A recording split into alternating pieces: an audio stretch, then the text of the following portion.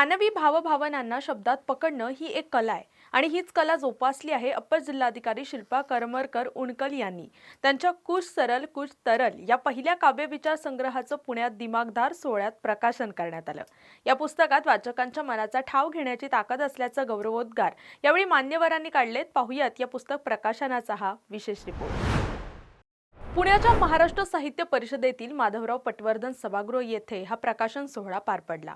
महाराष्ट्र राज्य प्रेरणा युवा पुरस्कार विजेते सामाजिक कार्यकर्ते डॉक्टर उमाकांत मिटकर यांच्या हस्ते आणि प्रसिद्ध प्रेरक वक्ते डॉक्टर दत्ता कोहिनकर यांच्या अध्यक्षतेखाली कुछ सरल कुछ तरल या पुस्तकाचं प्रकाशन झालं। यावेळी बोलताना डॉक्टर कोहिनकर म्हणाले की शिल्पा करमरकर यांच्या लेखनात संयत शब्दांची ताकद आहे। आपल्या जीवनातील विविध प्रवाहांना त्यांनी अत्यंत नेमक्या शब्दात मांडलं असून हे साहित्य वाचकांना नक्कीच आनंद देईल। तर डॉक्टर उमाकांत मिटकर यांनी शिल्पा करमरकर यांच्या प्रशासकीय आणि संवेदनशील पैलूवर प्रकाश टाकला। उच्च पदावर असूनही सामान्यांप्रती असलेला जिव्हाळा त्यांच्या साहित्यातून प्रकट होत असल्याची भावना त्यांनी व्यक्त केली। ओशन वेव्स प्रकाशित या पुस्तकाचं प्रकाशक पराग पोद्दार यांनीही पुस्तक निर्मिती मागचा प्रवास उलगडला। स्वतःच्या लेखनाबद्दल बोलताना शिल्पा करमरकर म्हणाल्या की आसपासच्या घटनांकडे डोळसपणे पाहून केलेला हा स्वतःशी संवाद आहे। यातील एक जरी विचार वाचकाला भावला तरी लेखनाचा हेतू सार्थक होईल अशी भावना त्यांनी व्यक्त केली। यावेळी त्यांनी चित्रकार स्वस्तिक जवळेकर यांच्याही चित्रांचं कौतुक केलं। कार्यक्रमाला निवृत्त अपर जिल्हाधिकारी बन्सी गवळी, IAS डॉक्टर ज्योत्स्ना पडियार यांच्यासह मोठ्या संख्येने अधिकारी आणि साहित्य रसिक उपस्थित होते। अजय आणि प्रणव उणकल यांनी कार्यक्रमाचं नेटकं सूत्रसंचालन केलं। आलात, मला फार आनंद झाला। जेव्हा आम्ही प्रकाशनाचा कार्यक्रम ठरवला होता तेव्हा मला इतक्या छान सूचना आल्या की पुस्तक प्रकाशनासाठी माणसं गोळा करणं हे खूप अवघड असतं मॅडम। पहिल्यांदा सांगितलं होतं की येत नाहीत लोक। आज सगळ्यांकडे वेळ हाच सगळ्यात महत्त्वाचा घटक झालेला आहे। पुण्याची ट्रॅफिक, गर्दी आणि या सगळ्यातून एक सुट्टीच्या दिवशी तुम्ही सगळं सोडून इथे येऊ काहीतरी ऐकण्यासाठी आलेला आहात। माझ्यासाठी खूप खूप मोठी गोष्ट आहे आणि मला वाटतं आपल्या या संख्येतून, आपल्या इथं ह्या क्षणी आपण जे बसलेत याच्यामधून आपलं माझ्यावरचं असलेलं प्रेम आणि विश्वास याच्याशिवाय मला दुसरं काहीच दिसत नाही। आणि खूप खूप धन्यवाद। जसं आता रवीने सांगितलं ना की मी लेखक आहे मला आताही वाटत नाही। म्हणजे पूर्वीच काय, आताही मी असं समजत नाही की मी कवयित्री आहे किंवा कवी करणारी आहे। ते कोणीतरी वेगळे असतात, आपण त्यातले नाही, अशीच माझी भावना आहे। पण ह्या पुस्तकामध्ये मी काय लिहिलं आहे, काहीतरी असं की जे मला त्या क्षणी सांगितल्याशिवाय राहावलं नाहीये। काहीतरी म्हणजे दिवस उगवतो, दिवस मावळतो आणि आपण झोपी जातो। हे दिवसभरामध्ये जे काही घडत असतं ते प्रत्येक गोष्टीचे प्रतिसाद, शिक्के, प्रतिबिंब आपलं मनावरती उमटतच असतं। आपलं मन म्हणजे असं एक स्वच्छ नितळ पाण्यासारखं असतं आणि ते जेव्हा जेव्हा काहीतरी घडतं तेव्हा त्याच्यावरती एक प्रतिसाद आलेलाच असतो आणि आपण काय करतो, तो बाजूला टाकतो, इग्नोर करतो, त्याची दखल घेत नाही किंवा कुठेतरी मागे टाकून देतो जीवनाच्या रहाटगाडीत। पण मग दिवस संपल्यानंतर आपण जेव्हा झोपायला जातो, अंथरुणावर पडलेलो असतो, एक 2-4 मिनिटं असतात बघा की आपण जागे असतो पण झोपण्याच्या रस्त्यावर असतो। म्हणजे निद्रेच्या प्रवासाला लागायच्या पूर्वीची परिस्थिती। आता काही काम नसतं, मुलांचं काही बघायचं नसतं, नवऱ्याचं काही बघायचं नसतं, काम काही करायचं नसतं, कुणाला फोन करायचा नसतो। त्यावेळेला ते जे घडलं ना त्या दिवशी ते मला पॉपअप होतं ना असं ते यायचं आणि मग त्याच्यावरती ते लिहिलेले मी आहेत। म्हणजे मोबाईलमध्येच कुठेतरी लिहिलं, मग ठेवलं किंवा WhatsAppला टाकलं, कोणाला तरी शेअर केलं आणि झोपी गेले। असं करता करता 2-4 वर्षात हे जमलेलं आहे सगळं। म्हणजे पुस्तक लिहावं हा विचार तर काय आपलं ते कामच नाही असं, पण ते जमलं आणि मग आवडत गेलं लोकांना। आलेल्या प्रतिक्रिया मी जेव्हा कुठेतरी स्टेटस लिहायचे, हे छान आहे, दिस इज ट्रू, हे छान आहे, सुंदर, अशा प्रतिक्रिया यायच्या। म्हणजे कुठेतरी मला जे वाटतं ते दुसऱ्या कोणाला तरी इतरांनाही ते तसंच वाटतं, फक्त त्यांना ते शब्दबद्ध करता येत नाही किंवा तेवढ्या प्रकर्षाने ते फील करत नाहीत।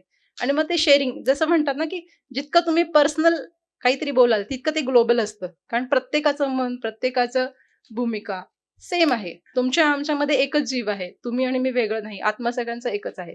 तर जे मला फील होते ते इतरांनाही फील होते आणि मग या पद्धतीने ते चालू राहिलं। सचिन कुंभार म्हणून आमचे अधिकाऱ्यांचे एक मित्र आहेत, तो पहिला व्यक्ती आहे ज्याने मला हे पुस्तक छापण्यासाठी प्रवृत्त केलं सर। आले होते, मला माहित नाही आता दिसत नाहीये। तर त्यांना मग मी शब्द दिला की येस कुंभारजी, मी हे पुस्तक छापेन आणि मग मी प्रगतीला लागले। दीपक चव्हाण इथे आहेत आज उपस्थित। हा माणूस आहे ज्याने हे पुस्तक करवून घेतलं माझ्याकडून। आपल्या मुलांवर आपलं प्रेम असतं त्याच्यापेक्षा जास्त त्यांनी ह्या पुस्तकावर प्रेम केलेलं आहे. म्हणजे त्यांना ते खूप आधी दिसलं होतं 1 वर्षापूर्वीच, की हे पुस्तक असणार आहे असं. काही महिने आम्ही या विषयावरती काम करतोय. मला नंतर घरातले विचारायला लागले होते, की काही मोठ्या ग्रंथाचं काम चाललंय का? इतक्या चर्चा, इतक्या वेळा ते WhatsApp कॉल, 3-3 तासाची सेशन आणि त्या चित्रांवरती चर्चा म्हणजे काहीतरी गहन चाललंय आणि मी दार लावून घेतोय. तर त्यांना कळेना, की काय चाललंय आणि पुस्तक पाहिल्यानंतर ते म्हटले, "याच्यावर काम चाललं होतं?" पण हा काळ सगळा आनंददायी होता. एखाद्या सर्जनशील लेखकाला त्याला आपलं पहिलं पुस्तक येणं हे त्याच्या पहिल्या मुलासारखं, पहिल्या अपत्यासारखं असतं. त्यामुळे त्याची इन्व्हॉल्वमेंट ही त्या पुस्तकामध्ये खूप असते. त्याला प्रत्येक गोष्टीमध्ये तो अतिशय कीन असतो. त्याचप्रमाणे शिल्पाताई आपल्या पुस्तकाविषयी कीन होत्या आणि प्रकाशकासाठी प्रत्येक नवं पुस्तक हा नवनिर्मितीचा आनंद असतो. म्हणजे आपण काहीतरी नवं साकारतोय असा एक आनंद त्या पुस्तकामधनं मिळत असतो. आणि हे ज्यावेळेला छान पद्धतीने जुळून येतं, तेव्हा मला असं वाटतं, की कुछ सरल कुछ तरल असं एखादं छोटेखानी, परंतु प्रत्येकाला आनंद देणारं असं एखादं पुस्तक साकारलं जातं. व्यासपीठ आणि उपस्थित सर्व मान्यवर. परिचयात खरं सांगितलं की खूप पुरस्कार वगैरे, पण खरं सांगू की आजच्या अशा अतिशय सुंदर आणि आगळ्या वेगळ्या कार्यक्रमाची सर त्या कशालाच येणार नाही.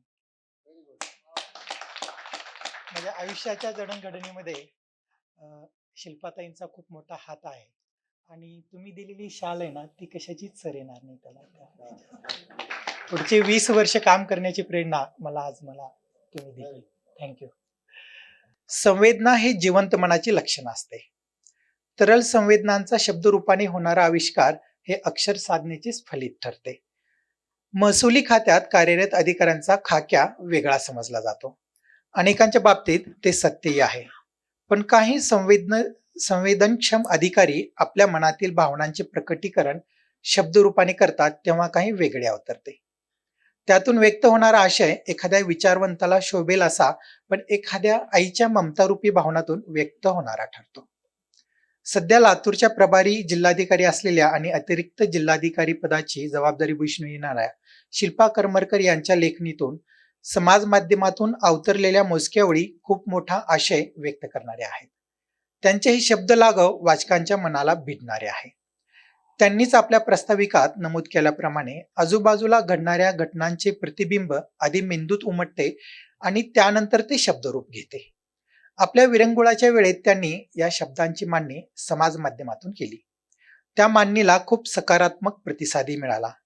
दुर्दैवाने त्यांच्याकडील हा डाटा मोबाईलमधून डिलीट झाला, पण जसे तुकोबारायांचे अभंग तरले तसेच शिल्पाताईंचे मूल्यवान शब्दधनी त्या एररमधून तरले आणि त्यांच्या शब्दांच्या चाहत्यांनी मोठ्या प्रेमाने जपून ठेवलेले हे धन समाज माध्यमातूनच त्यांच्यापर्यंत परत आले, हा दैवी योग आहे. तुम्ही शब्द मांडता तेव्हा त्यातून विचार व्यक्त होत असतो.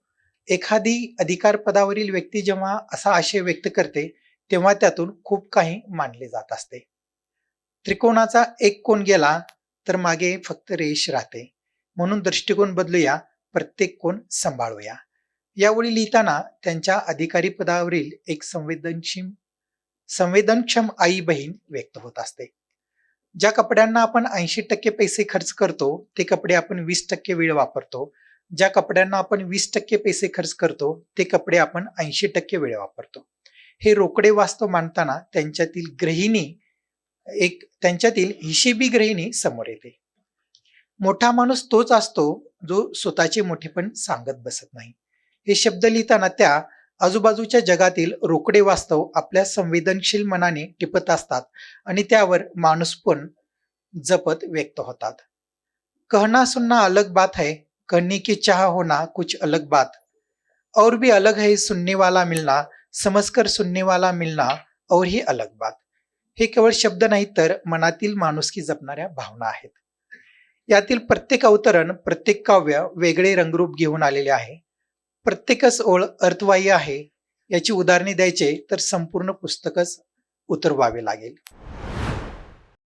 खूप खूप शुभेच्छा आणि अशीच वारंवार पुस्तकं प्रकाशित करा.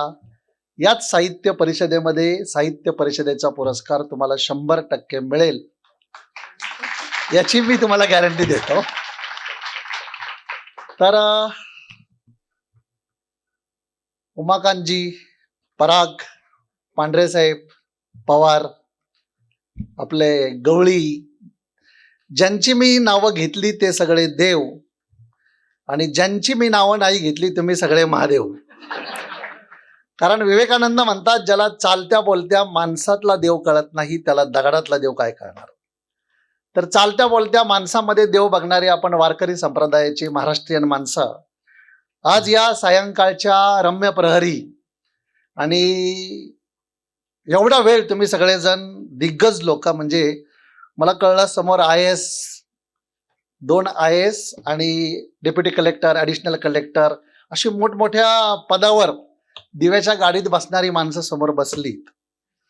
तर शिल्पाताई, ही माणसं सगळी तुमच्यावर प्रेम करणारी माणसं आहेत. नाशिक, मुंबई या ठिकाणावरून ती माणसं आलेली आहेत. केवळ तुम्ही जोडलेली माणसं ही सगळी इथं तुमच्या जीवाभावाची, तुमच्या रक्ताच्या नात्यातली समजा ही माणसं इथं उपस्थित आहेत.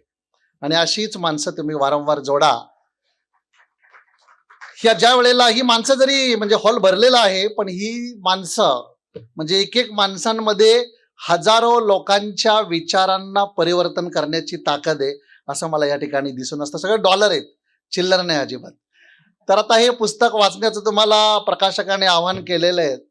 तर मी अण्णा हजारेंबद्दल ऐकलं होतं ताई, की मिलिटरीमधून निवृत्त झाल्यानंतर त्यांना डिप्रेशन आलं होतं आणि त्यांना वाटलं की काय जगण्यात अर्थच नाही. मग विवेकानंदांचं कर्मयोग नावाचं पुस्तक त्यांच्या वाचण्यामध्ये आलं आणि आतून आवाज आला की अरे जीवन संपवण्यापेक्षा असं काहीतरी करू ना. आणि तिथून राळेगण सिद्धीच्या कामाला सुरुवात झाली. त्यामुळं पुस्तकांची ताकद प्रचंड आहे. कुछ सरल कुछ तरल, भगवान बुद्ध म्हणतात अति सरल बनो, अति सरल बनो. त्यामुळे शिल्पाताई जसं नाव आहे तशा त्या अति सरळ आहेत एकदम. म्हणजे मुल्ला नसरुद्दीन, मी लातूरला गेलो होतो किंवा कोकण विभागामध्ये त्यांनी मला बोललं होतं, बॉम्बेला बोलवलं होतं, 2-3 ठिकाणी माइंड पॉवर आणि स्ट्रेस मॅनेजमेंटचे वर्कशॉप घ्यायला मी गेलो होतो. तर लातूरला ते एवढी चांगली उडबत झाली, माणुसकी एवढी दिसून आली की एक अप्पर जिल्हाधिकारी एवढी माणुसकी जागवते म्हणजे जबरदस्त. म्हणजे आमचं रेस्ट हाऊसमध्ये राहणं, त्यांच्या दिव्याच्या गाडीत फिरवतो, खूप आईश केली आपण. म्हणजे मुल्ला नसरुद्दीन चिमण शेठच्या दुकानावर गेला आणि चिमण शेठला म्हणाला, चिमण शेठ प्यास लगी पाणी पिलाव. तर चिमण शेठ आपल्या ऐश्वर्य संपन्न गादीवर बसला होता. तो म्हणला, आज माझा माणूस कामाला आला नाही, तू पुढे जाऊन पाणी पी. आणि त्याने आपला धंदा पाणी चालू ठेवला. दुसऱ्या दिवशी मुल्ला नसरुद्दीन परत आला, चिमण शेठ प्यास लगे यार पाणी पिलाव. हे म्हणजे तू आता अशा वेळेला येतो ना, आताच माझा माणूस बाहेर गेला, पुढे जाऊन पाणी पी जा. तर मुल्ला नसरुद्दीन हसत हसत चिमण शेठला म्हणाला, 2 दिवस झालं तहान लागली म्हणून तुझ्या दुकानावर आलो. काल तू म्हणला माझा माणूस आज कामाला आला नाही, पुढे जाऊन पाणी पी. आज तू म्हणतो माझा माणूस आत्ताच बाहेर गेला. अरे चिमण शेठ, तू कधी माणूस होणार, तू कधी माणूस होणार, तू कधी माणूस होणार. त्यामुळे मित्रांनो, कुछ लोग कहते कट्टर मुसलमान बनो, कुछ लोग कहते कट्टर हिंदू बनो, कट्टर ख्रिश्चन बनो, पर भारत माता कहती है सबसे पहिले मनुष्य बनो. ते माणसातलं मनुष्यत्व एवढी मोठी पोस्ट असताना मला शिल्पाताईंच्या वागण्यामध्ये दिसून आलं. म्हणजे मी त्यांना प्रणाम करतो. अत्यंत साधी राहणी आणि आता जोकासू STP या अत्याधुनिक जॅपनीज तंत्रज्ञानाने सुसज्ज, quick installation, energy efficient, noiseless blowers, low maintenance या आणि अशा वैशिष्ट्यांनी परिपूर्ण जोकासू STP तंत्रज्ञान प्रकल्प उभारणीपासून ते विक्री पश्चात समाधानकारक सेवा देणारी, भारताबरोबरच परदेशात देखील प्रकल्पांची यशस्वी उभारणी करणारी company Deccan water treatment private limited.